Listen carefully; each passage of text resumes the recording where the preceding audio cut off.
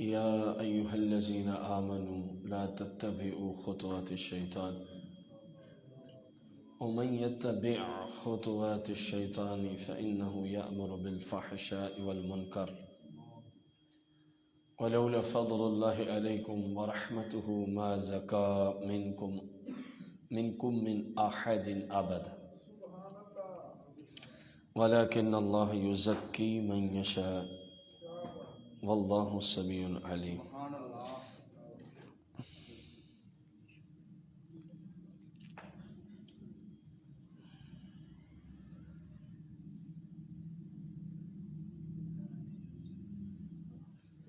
یا ایھا الذین آمنوا، اے ایمان والو، لا تتبعوا، نہ پیروی کرو، نہ چلو، نہ اتباع کرو، خطوات الشیطان، شیطان کے قدموں پر. خلاف شرع کوئی کام ہو وہ شیطان کے قدموں پہ چلنا ہی کہلاتا. ومن، تو جو بندہ یتبع، چلے گا، پیروی کرے گا، خطوات الشیطان، شیطان کے نقش قدم پر، شیطان کے طور طریقے پر، ہر وہ طریقہ، ہر وہ کام جو قرآن اور حدیث کے خلاف ہے، شیطان ہی کا طریقہ ہے. تو پھر شیطان اس سے کیا کروائے گا؟ فَإِنَّهُ، بے شک وہ شیطان، یأمر، اس کو حکم دے گا، بالفحشاء، بے حیائی کا، والمنکر، اور برائی کا. وَلَوْلَا فَضْلُ اللَّهِ عَلَيْكُمْ وَرَحْمَتُهُ، اور اگر اللہ کا فضل اور اس کی رحمت تم پہ نہ ہوتی، توبہ کے اعتبار سے، ما زکا منکم من احد ابدا، تو تم میں پھر کوئی بھی کبھی بھی پاک صاف نہ ہو سکتا. لیکن اس نے کرم فرمایا، توبہ کی توفیق بخشتا ہے اور توبہ قبول فرماتا ہے. ولیکن اللہ، اور لیکن اللہ جل جلالہ، یزکی، پاک فرماتا ہے، من، جسے یشاء، وہ چاہتا ہے. واللہ، اور اللہ تعالیٰ، سمیع، سنتا ہے، علیم، جانتا ہے. ولا یأتل اولو الفضل منکم والسعہ،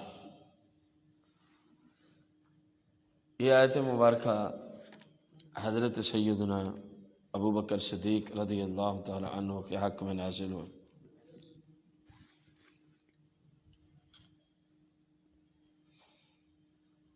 آپ کی خالہ کے ایک بیٹے تھے جو مہاجر بھی تھے، بدری صحابی بھی تھے، لیکن اس معاملے میں وہ منافقین کے ہاں میں ہاں ملا بیٹھے تھے. جو چل رہا ہے سیدہ عائشہ صدیقہ سلام اللہ علیہا.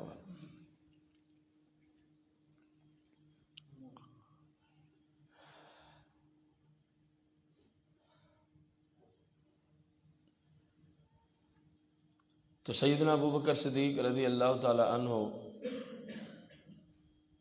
مالدار شخص تھے، اور یہ آپ کی خالہ کا بیٹا نہایت ہی غریب شخص تھا. ایک عرصے سے آپ اس کی معاونت فرما رہے تھے، اس کے اوپر جو بھی مالی معاملات ہوتے تو ابو بکر صدیق اس کی اس معاملے میں مکمل مدد فرماتے چلے آ رہے تھے برابر. لیکن جب منافقوں نے حضور نبی کریم صلی اللہ علیہ وسلم کی زوجہ مطہرہ پر بہتان ڈالا، تو آپ کی خالہ کا یہ بیٹا بھی ان کی موافقت میں چلا گیا تھا. تو صدیق اکبر نے قسم اٹھائی کہ آج کے بعد میں اس کی معاملت نہیں کروں گا. یہ رسول پاک کے اہل کے معاملے میں اچھا نظریہ نہیں رکھتا. اگرچہ بعد میں پھر ان کو شرعی سزا مل گئی، آقا کریم علیہ السلام نے 80 کوڑے مروائے. تو ابو بکر صدیق برابر اپنی اسی بات پہ کھڑے ہیں اور کہا جی کسی صورت بھی میں اس بندے کی مدد نہیں کروں گا۔ تو اللہ رب العزت نے پھر یہ آیت نازل فرمائی،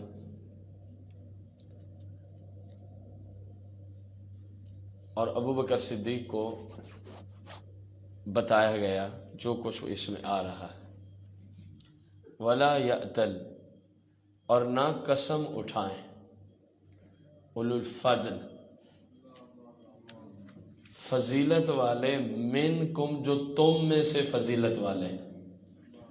اور دور صحابہ کا ہے، تو قرآن نے کہا جو صحابہ میں فضیلت والا یعنی ابو بکر صدیق ہے، وہ اس بات پہ قسم نہ اٹھائے۔ وسعہ، وہ فضیلت والے بھی ہیں، وسعہ، اور مالی اعتبار سے گنجائش بھی رکھتے ہیں۔ کس چیز کی قسم نہ اٹھائیں؟ ان یؤتوا اولی القربہ، قرابت والوں، والمساکین، اور مسکینوں، والمہاجرین، اور اللہ کی راہ میں ہجرت کرنے والوں کو، ان یؤتوا، دینے کے معاملے میں کہ اللہ کی قسم ہے آج کے بعد ان کو نہیں دینا، وہ یہ قسم نہ اٹھائیں، جو کہہ بیٹھے اس کو ختم کریں۔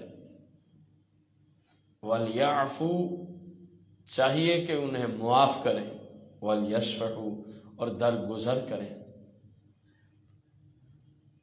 الا، کیا، تحبون، تمہیں یہ پسند نہیں ہے، ان یغفر، کہ بخشش فرما دے اللہ لکم، تمہاری۔ جب سرکار مدینہ علیہ السلام نے ابو بکر صدیق سے یہ پوچھا نا کہ آپ کو یہ پسند نہیں ہے کہ اللہ آپ کے بخشش فرمائے، اس کی مجھے تو یہ پسند ہے، فرمایا پھر اس کی جیسے ہیلپ کرتے تھے ویسے ہی کرو۔ اس نے جو جرم کیا اس کی سزا اس کو مل چکی ہے، اس کی سزا اس کو۔ اب ابو بکر، آپ نے جو قسم اٹھائی اپنے خالہ کے بیٹے کی، آپ شروع سے ہیلپ کرتے آ رہے تھے، وہ غریب آدمی ہے، تہمت والوں کے ساتھ اس نے موافقت رکھی، آپ نے قسم اٹھائی اس کی میں اب ہیلپ نہیں کروں گا کبھی بھی۔ اب تو اس کو سزا مل چکی ہے، اے ابو بکر آپ جیسے پہلے اس کی مدد کرتے تھے اسی طرح کریں، کیونکہ رب فرما رہا ہے معاف بھی کرو، درگزر بھی کرو، اور رب فرما رہا ہے کیا تمہیں یہ پسند نہیں ہے کہ اللہ تمہاری بخشش فرما دے؟ ابو بکر صدیق نے عرض کی مجھے تو یہ پسند ہے، فرمایا پھر اس غریب کی مدد شروع کر دی، کیونکہ جب جرم کی سزا مل جائے تو پھر وہ جرم باقی نہیں رہتا۔ تو اب ناراضگی کس بات کی؟ اب ناراضگی، تو پھر ابو بکر صدیق نے گزارش کی، یا رسول اللہ اب ساری زندگی میں اس بندے کی مدد کرتا ہی رہوں گا۔ واللہ، اور اللہ تعالیٰ غفور الرحیم، غفور بخشنے والا ہے، رحیم مہربان ہے۔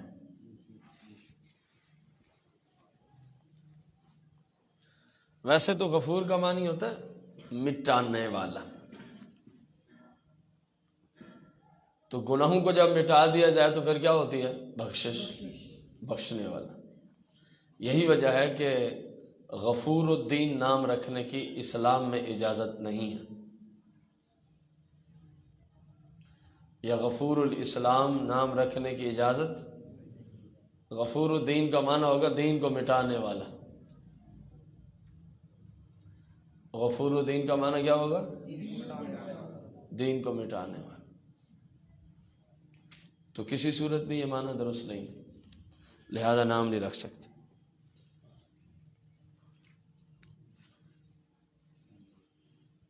یہ ابھی تک سیدہ عائشہ صدیقہ کی پاک دامنی پہ ہی سارا آیات بینہ چل رہی۔ ان الذین، بے شک وہ لوگ، یرمون، جو عیب لگاتے ہیں، جو بہتان ڈالتے ہیں، المحصنات،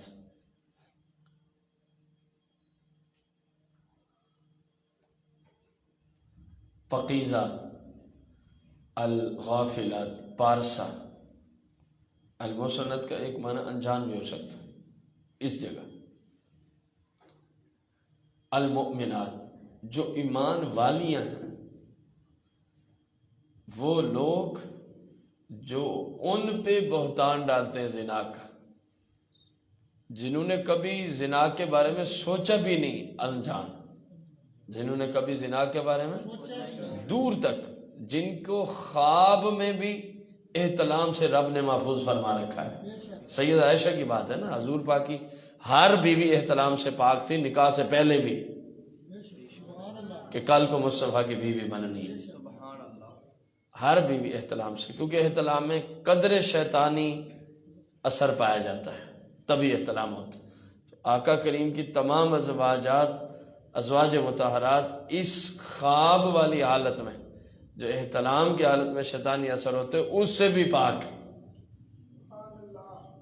تو بدبختو تم نے حضور کی بیوی پہ یہ بہتان ڈالا، اور وہ بالکل پارسا ہے اور بالکل ایمان والی ہے۔ تو جنہوں نے ڈالا اور ان کو سزا نہیں ملی، توبہ طیب نہیں ہوئے، منافق، لعنوا فی الدنیا والآخرہ، ان پہ لعنت کی جا چکی ہے دنیا میں بھی اور آخرت میں بھی۔ وَلَهُمْ عَذَابٌ عَظِيمٌ، اور ان کے لیے بہت بڑا عذاب ہے۔ کوئی اسی زمانے میں سیدہ عائشہ پہ تہمت ڈالتا تھا تب بھی یہی حکم ہے، کوئی آج یہی تہمت سیدہ عائشہ پہ ڈالتا ہے تو اس لعنتی پہ یہی حکم ہے کہ اس پہ دنیا میں بھی اللہ کی لعنت ہے، قبر و آخرت میں بھی اللہ کی لعنت ہے، اور وَلَهُمْ عَذَابٌ عَظِيمٌ، اس کے لیے بہت بڑا عذاب ہے۔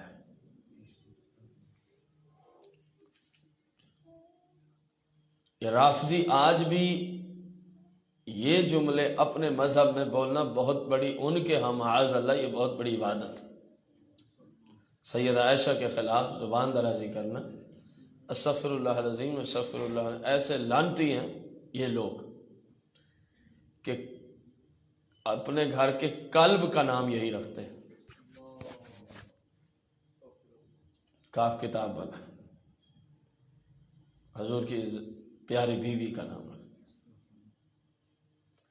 ایسے لعنتی ہیں، بندہ جملے نہیں بول سکتا کہ سیدہ عائشہ صدیقہ رسول پاک کی بیوی کے مبارک نام کی کس کس طرح توہین کرتے ہیں، اور ذات اقدس کی کس کس طرح توہین کرتے ہیں۔ بدترین قوم ہے وہ جو رسول پاک کی کسی بیوی کے خلاف زبان درازی کرتی ہے۔ یوم، جس دن تشہد، گواہی دیں گے، علیہم، انہی کے خلاف، السنتہم، ان کی زبانیں بول کے گواہی دیں گی، انہوں نے یوں یوں بہتان ڈالے تھے، اس طرح تیرے حبیب کی بیوی کے خلاف بھونکتے تھے۔ یہ پہلا مرحلہ ہے السنتہم کا۔ پھر اس کے بعد کیا ہوگا؟ زبانوں پہ اللہ تبارک و تعالی مہر لگا دے گا، زبانیں بند۔ پھر کیا بولیں گے؟ وَأَيْدِيهِمْ، پھر ہاتھ بول کے بتائیں گے کہ اللہ ہم سے اس نے فلاں فلاں موقع پہ یہ کام لیا تھا۔ وَأَرْجُلُهُمْ، اور پھر ان کے پاؤں بولیں گے، بِمَا كَانُوا يَعْمَلُونَ، جو کچھ عمل کرتے تھے اس کی گواہی دیں گے ہاتھ اور پاؤں۔ آج میں آپ سے چھپ کر اپنے ہاتھ کا غلط استعمال کروں، کسی بھی جگہ، شراب پہ جائے، کسی لڑکے پہ جائے، کسی لڑکی پہ جائے، یا میرے اپنے جسم پہ جائے، اپنے جسم میں بھی ہاتھ کا غلط استعمال ہوتا ہے نا، اپنے ہاتھ سے شہوت پوری کرنا، مشت زنی جس کو کہتے ہیں۔ تو یاد رکھیں یہ ہاتھ کل کو قیامت کے دن آپ کے خلاف گواہی دیں گے۔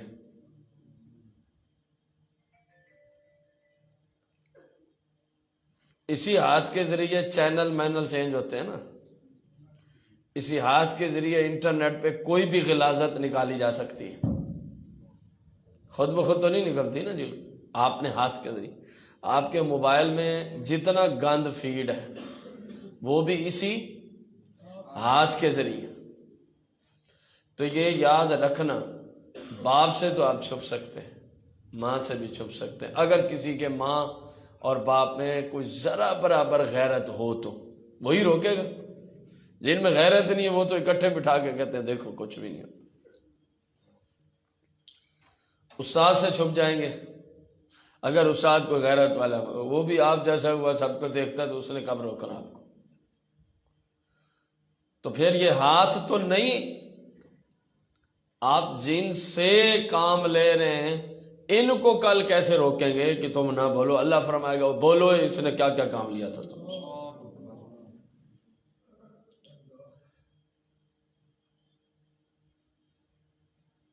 یہ کان بول کے بتائیں گے فلاں فلاں غلاظت ہم سے سنواتا رہا، یہ آنکھیں بول کے بتائیں گی فلاں فلاں گند ہم سے دیکھتا رہا، یہ پاؤں بول کے بتائیں گے فلاں فلاں گندے کام کی طرف ہمارے ساتھ چل کے جاتا رہا۔ ذرا سوچو تو صحیح، اس وقت بندہ اپنے آپ میں کتنا شرمندہ ہو رہا ہوگا۔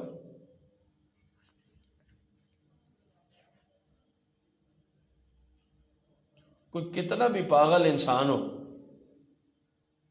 گناہ کی دنیا میں، عقل کی دنیا میں نہیں، مشت نہیں اپنی ماں اور باپ کے سامنے نہیں کرے گا۔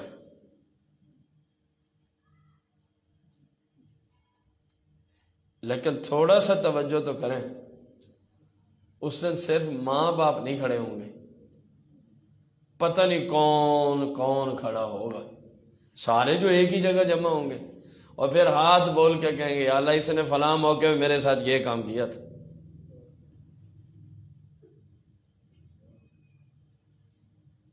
آپ کی شرم گاہیں آپ کے خلاف، آپ کی آنکھیں آپ کے خلاف، آپ کے کان آپ کے خلاف، آپ کے پاؤں آپ کے خلاف، تو کتنا ہی اچھا ہے کہ بندہ ایسا کام کرے ہی نہ۔ اب سوال اٹھے گا ہمیں تو آج پتہ چلا، ہم تو پہلے پتہ نہیں کتنے کر چکے، تو کوئی مسئلہ نہیں ہے، وہ تو ہر وقت ہی توبہ قبول فرماتا ہے، اور قدرتی آج تو بڑی بابرکت رات چل رہی ہے،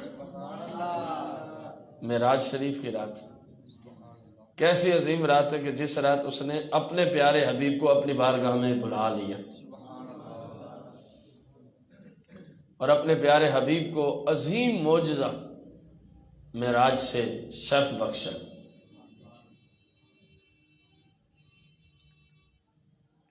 اللہ کی بارگاہ میں توبہ کر لیں، وہ بڑا غفور رحیم ہے، سارے گناہ معاف کر دے گا۔ جب بندہ سچی توبہ کر لیتا نا، پھر یہ عذاب بندے کے خلاف گواہی نہیں دے گی۔ سوال اٹھے گا نا، ہاتھ سے جو لعنت آج تک اٹھائی ہے وہ تو پھر میرے خلاف بولیں گے، پاؤں سے جو کچھ کیا فلاں اعضاء سے نہیں بولیں گے۔ آپ سچی توبہ کر لیں، اللہ ان اعضاؤں کو بولنے ہی نہیں دے گا، فرمائے گا اب تم نے نہیں بولنا، میرے بندے نے میری بارگاہ میں توبہ کر لی ہے، معافی مانگ لی ہے۔ لیکن اگر قرآن پڑھ کے بھی لگے رہے تو پھر کام خراب ہے،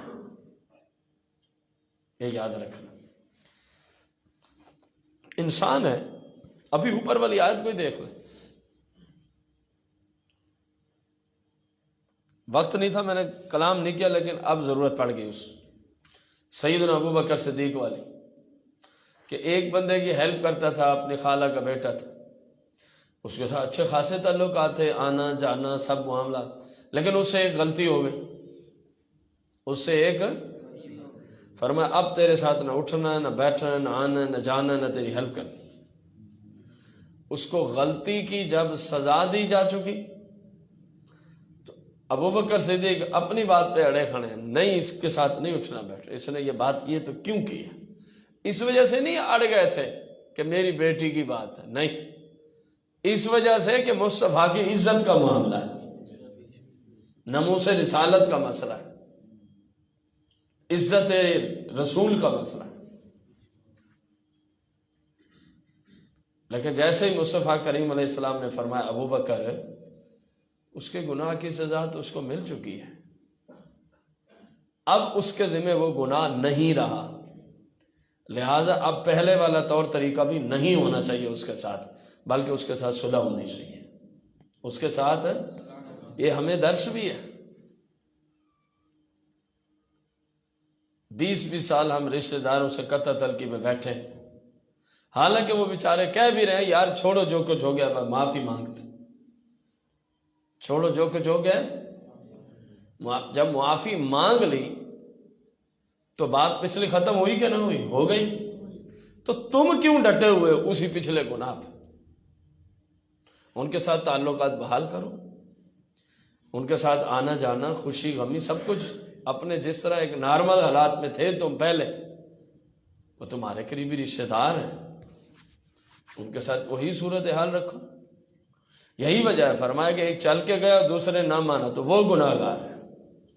وہ آ گیا کہ یار اونچ نیچ بندے سے ہوتے ہیں، میں معافی مانگنے آ گیا، تو فرمایا معاف کرو۔ ہاں جیسا گناہ ہے معافی ویسی ہے۔ پیسے کھا گیا ہے کہ جی معاف کر دو، ایسے نہیں، پہلے پیسے دے یا کہے میں دے دوں گا، لیکن معافی مانگنے ہیں صلح تو کرے۔ اب کی جائے گی صلح، کہ پیسے نہیں دیتا تو ویسے ہی معافی نہیں مانگنے آئے، تو اسلام نہیں مانتا اس بات۔ سمجھ آ گئی؟ تو اوپر والی آیت سے ثابت ہوا کہ جس گناہ کی جو شرعی سزا ہے وہ مل جائے وہ معاف ہو جاتا ہے۔ جب وہ معاف ہو جائے تو پھر اس کے احکامات باقی نہیں رہتے۔ تو گناہ سے جب سچی توبہ کر لی تو معافی مل گئی، معافی مل گئی۔ جب معافی مل گئی ہے تو گناہ ختم۔ جب گناہ ختم تو آزاد تمہارے خلاف گواہی دینا بھی ختم۔ یہ بات سمجھانے کے لیے میں پیچھے گیا۔ سچی توبہ کرنا ہماری ذمہ داری۔ کتنے رب کے ولی ہیں جو پہلے ایسے ایسے گناہ کرتے تھے کہ بندے کے ڈونگٹے کھڑے ہو جائیں، اس نے یہ کیا تھا، لیکن جب جھکے تو بس جھک گئے، پھر وہ وقت کے غوث بنے، پھر دوسروں کو ہدایت کا ذریعہ بنے، آج تک بنے ہوئے ہیں، حالانکہ دنیا سے چلے گئے لیکن آج تک دوسروں کی ہدایت کا ذریعہ بنے ہوئے ہیں۔ تو یہ میں کیونکہ جس معاشرے میں ہم سب رہتے ہیں، صرف چند بندوں کے لیے نہیں ہے، میں بھی اس میں شامل ہوں، میں بھی ظاہر اسی معاشرے کا ایک فرد ہوں اور ایک عام سا انسان ہوں آپ جیسے۔ تو ہم سے خطائیں ہو ہی جاتی ہیں، اس لیے اس پہ میں نے زور دیا کہ سچی توبہ کر لیں، گناہ بھی ختم، زمین کا، آسمان کا، فرشتے کا اور آپ کے اعضاؤں کا، یہ سب آپ کے خلاف کل بولنے تھے، اللہ تعالیٰ ان کو آپ کے خلاف بولنے سے روک دے گا کہ میرے بندے نے معافی مانگ لی ہے، بس بات ختم ہو گئی۔ اور آج قدرتی عظیم رات میں ہم بیٹھے، اپنے رب سے معافی مانگ لو، اللہ سے توبہ کریں اور آئندہ اپنے اعضاؤں کا صحیح استعمال کریں، اپنے اعضاء سے کوئی خلاف شرع کام نہ ہونے دیں، اپنے پورے جسم کو مصطفیٰ کریم کے سپرد کر دیں۔ یا رسول اللہ یہ دیا رب نے مجھے ہے لیکن سپرد آپ کے، جیسے آپ چاہتے ہیں ویسے ہی اس کا استعمال ہوگا آج کے بعد، بس پھر ہے کامیابی، پھر ہے، ورنہ ٹھیک ہے آج 2-4 سال سکون گناہوں میں ملے گا، لیکن مرنا تو ہے۔ گناہ بندہ کرتا ہے، کتنی دیر گناہ میں، شراب پی کسی نے فرض کیا 10 منٹ پینے میں لگائے، گھنٹہ نشہ رہے گا، 1 گھنٹہ 10 منٹ تک گناہ کی لذت محسوس کی، لذت جاتی رہے گی، گناہ اس کے سر کھڑا ہے، یہ یاد رکھیں۔ کسی نے لواطت کی تو کتنی دیر کر لے گا، 10 منٹ، 20 گھنٹہ، 2، لذت جاتی رہے گی، لیکن یہ حرام اور لعنت اور کبیرہ گناہ اس کے سر۔ کسی نے زنا کیا، کتنی دیر بیٹھے گا کسی عورت کے اوپر، حد کوئی میڈیسن وغیرہ استعمال کرے، گھنٹہ 1.5-2 نکال لے گا، بس گناہ کی لذت ختم ہو جائے گی۔ اسی طرح رشوت لی، سود لیا، کتنی دیر کھائیں گے آپ؟ یار وہی روٹی کھانے ہیں، اب میں حلال سے کما رہا ہوں یا معاذ اللہ حرام سے، میں تو وہی روٹی کھا رہا ہوں نا جو کھانی ہے، ضرورت ہے روٹی، وہ حلال سے مالک دے رہا ہے، تو آگے تو ہے یوں سمجھے ایک اضافی سسٹم، تو حرام سے کتنی دیر آپ سکون لے سکتے؟ قیامت کے دن پھنس جائیں گے، قبر میں پھنس جائیں گے۔ لہذا اچھا انسان وہی ہے جو اپنے رب کی شریعت کو سیکھے اور اس پہ عمل کرے، اس کے بغیر گزارا نہیں ہے، نہیں ہے، نہیں ہے۔ اور پچھلی اور یہ اگلی دونوں آیات کو ملا کر ایک نصیحتاً جملہ، زندگی میں کبھی کسی مسلمان نے آپ کی حق تلفی کی اور پھر وہ آپ سے صلح کرنے چل کے آ گیا، معافی مانگنے، وہ رشتہ دار ہو، وہ پڑوسی ہو، وہ محلے دار ہو، وہ کوئی کلاس فیلو ہو کہ جہاں کام کرتے ہیں وہاں آپ کے ساتھ کام بھی کر رہا ہے، وہ آپ کا کوئی شاگرد ہے، وہ آپ کا کوئی مرید ہے، وہ آپ کی بیوی ہے، کوئی ہے، اگر وہ چل کے آ جائے، یہ میری نصیحت یاد رکھنا، تو رب کی رضا کے لیے معاف کر دیا کرو۔ کچھ بھی نہیں ہوتا، یہ صرف شیطان نے ہمیں جکڑ رکھا، اسی وجہ سے کئی لوگ جہنم پہنچے قطع تلقی کی وجہ سے۔ میرا خیال ہے جب کوئی انسان آپ کے پاس چل کے آ جائے نا، جی مجھ سے اونچ نیچ ہو گئی تھی، انسان جو ہوئے، بس میں صلح کے لیے آیا ہوں، آپ مجھے معاف کر دیں، میرا خیال ہے یہ بہت بڑی بات ہے اگر کسی میں انسانیت ہو تو، اور نہ ہو تو پھر ظاہر ہے آپ اس کے پاؤں بھی پکڑیں تو اس کو نہیں سمجھ آنی۔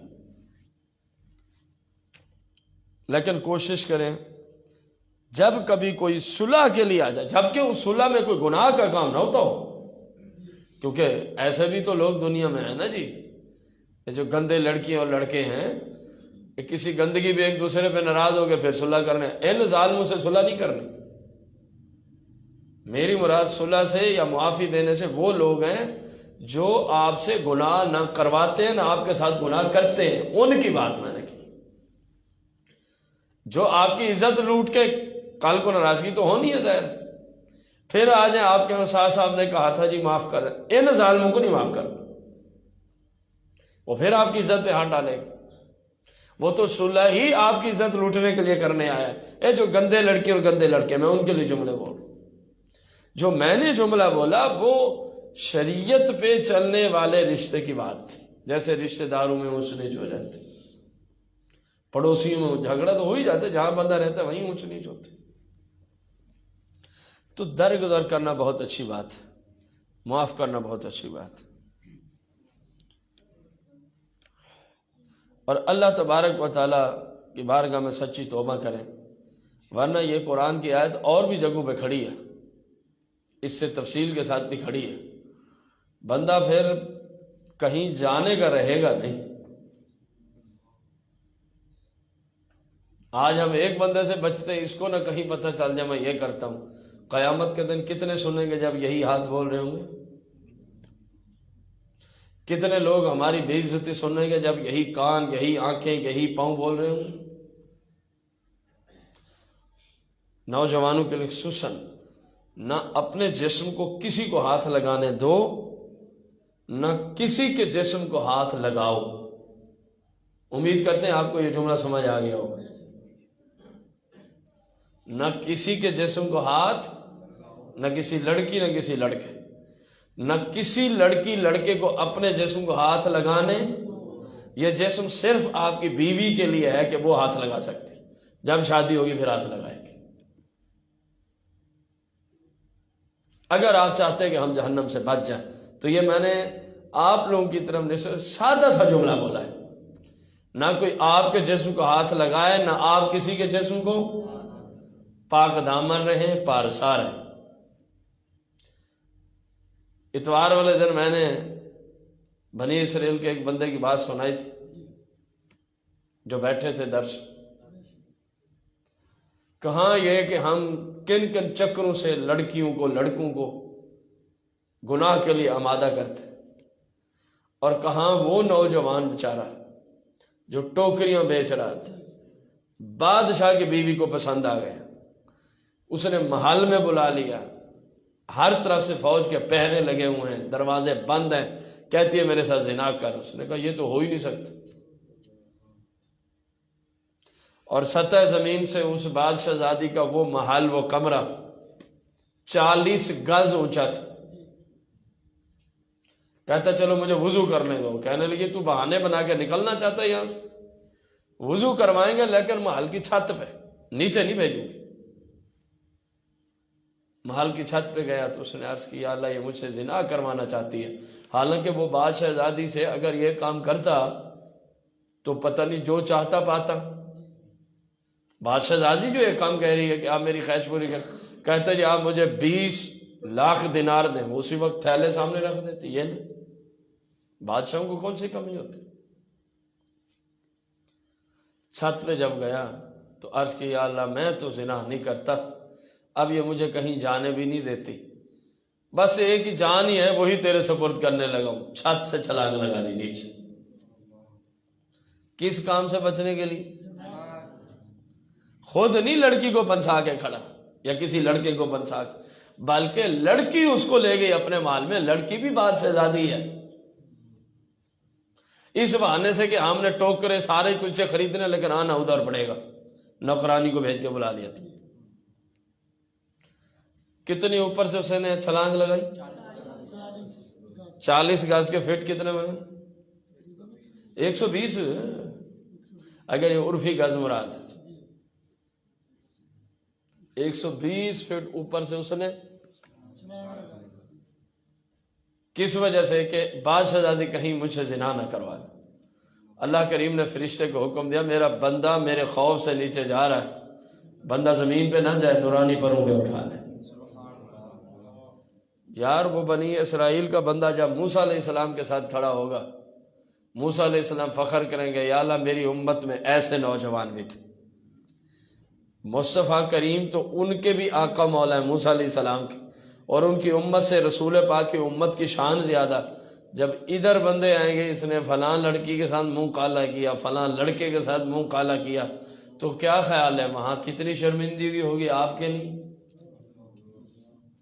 اور پھر مصطفیٰ کریم رؤوف الرحیم علیہ السلام سے اگر موسیٰ علیہ السلام نے گزارش کر دی کہ جناب آپ کے امتیوں سے تو پھر میرے ہی اچھے، تو پھر کیا ہوگا؟ نصیحت ایک ہی ہے، آپ کے جسم کو کوئی لڑکی لڑکا ہاتھ اور آپ کسی لڑکی لڑکے کے ہاتھ جسم کو ہاتھ، یہ صرف بیوی کے لیے ہوتا ہے بس۔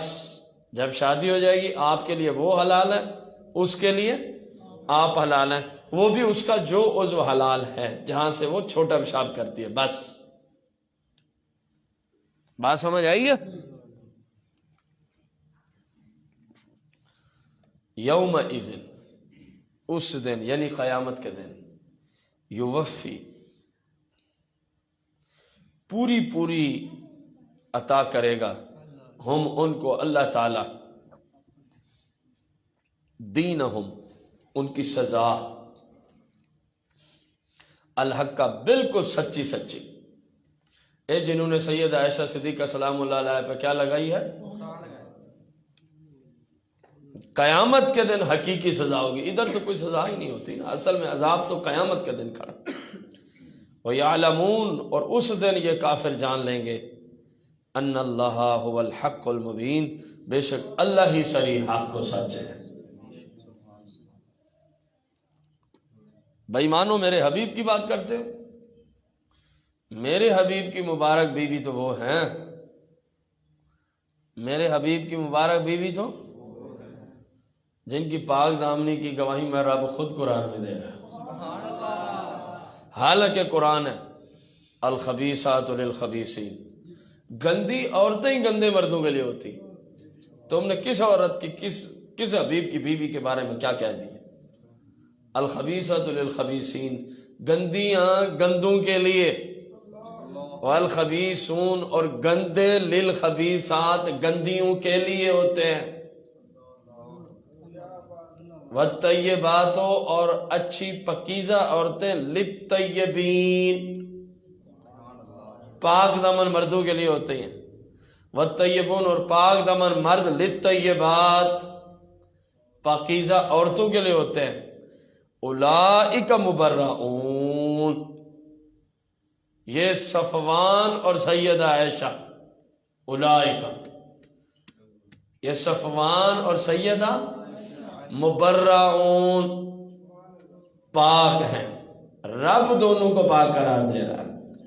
کس چیز سے؟ یا اللہ فرمایا مما یقولون، جو کچھ یہ منافق بکواس کر رہے ہیں نا، میں رب گواہی دیتا ہوں سیدہ عائشہ بھی پاک ہے، صفوان بھی پاک. لہم مغفرہ، سیدہ عائشہ بھی بخشی ہوئی ہے، صفوان بھی بخشا ہوا ہے. ورزق کریم، اور ان دونوں کے لیے عزت کی روزی کا اہتمام ہو چکا ہے. سیدہ عائشہ کیسی پاک دامن خاتون ہے، جن کی پاک دامنی کی گواہی خود رب نے عطا فرمائی ہے، اور وہ بھی قرآن میں عطا فرمائی ہے. آپ اندازہ لگائیں. سیدہ صدیقہ سلام اللہ علیہ وہ واحد خاتون ہے کہ جن کو رسول پاک کی زوجہ ہونے کے لیے رب کی طرف سے جبریل امین جنت کی ڈش میں اوپر جنتی رومال ڈال کے بیچ میں سید عائشہ کی تصویر رکھ کے لے کے آیا. اللہ فرما رہے یہ آپ کی بیوی ہے. سیدہ عائشہ وہ واحد نیک طیب طاہر خاتون ہے کہ سرکار کی 11 بیویوں میں سے اگر کسی کنواری عورت کے ساتھ سرکار نے مبارک نکاح کیا ہے تو وہ سیدہ عائشہ ہی ہے. باقی کوئی متعلقہ ہے تو کوئی بیوہ ہے. کنواری بیوی مصطفیٰ کی سیدہ عائشہ ہی ہے. یہ وہ واحد خاتون ہے کہ سرکار کے ساتھ جب بستر میں ہوتی، ایک ہی کمبل میں دونوں تشریف فرما، وحی کا نزول شروع ہو جاتا تھا. اور کسی بیوی کے ساتھ کیوں وحی نہیں نازل ہوتی تھی، سرکار ہر بیوی کے بعد تشریف فرما ہوتے، لیکن سید عائشہ اور مصطفیٰ کریم ایک ہی لحاف میں ایک ہی کمبل میں ہوتے تو وحی کا نزول شروع ہو جاتا. یہی وہ پاک دامنہ خاتون ہے سیدہ کائنات صدیقہ عائشہ، جن کی پاک دامنی کی گواہی رب نے خود قرآن میں عطا فرمائی. اور یہی وہ پاک دامن سیدہ عائشہ صدیقہ سلام اللہ علیہ ہیں کہ جن پر تہمت لگانے والوں کے لیے پورے قرآن میں کسی گناہ پہ بھی بالتفصیل اتنی سزاؤں کا ذکر نہیں ہے جتنا سیدہ عائشہ کے خلاف تہمت لگانے والوں کے خلاف رب نے قرآن میں سزا کا ذکر فرمایا. پورے قرآن میں کسی جرم پہ اس طرح بالتفصیل سزا کا ذکر نہیں آیا. دیکھو نا، کب سے آپ لوگ پڑھ رہے ہیں وہی واقعہ چل رہا ہے.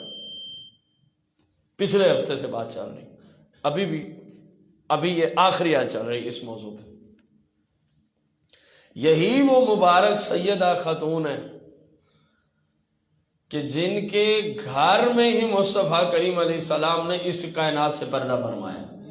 اور یہی وہ مبارک طیب طاہر خاتون ہے سیدہ عائشہ صدیقہ سلام اللہ علیہا، جن کے گھر میں آج تک مصطفیٰ کریم تشریف فرما.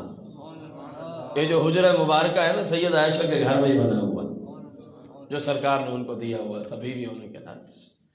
ایسی پاک دامن عورت کے بارے میں زبان کھولنے والا خنزیر سے بھی ابتر. ایک جانب خنزیر پیاس سے مر رہا ہو، بھوک سے، اور دوسری جانب رافضی مر رہا ہو، تو شریعت کا تقاضا ہے کہ کھانا اتنا ہے کہ ایک ہی بچتا ہے، خنزیر کو بچا لو، اس بے ایمان کو مرنے دو، کیونکہ یہ خنزیر سے ابتر ہے. اسی سے اندازہ لگا لیں تو جو ان کے تلوے چاٹتے ہیں وہ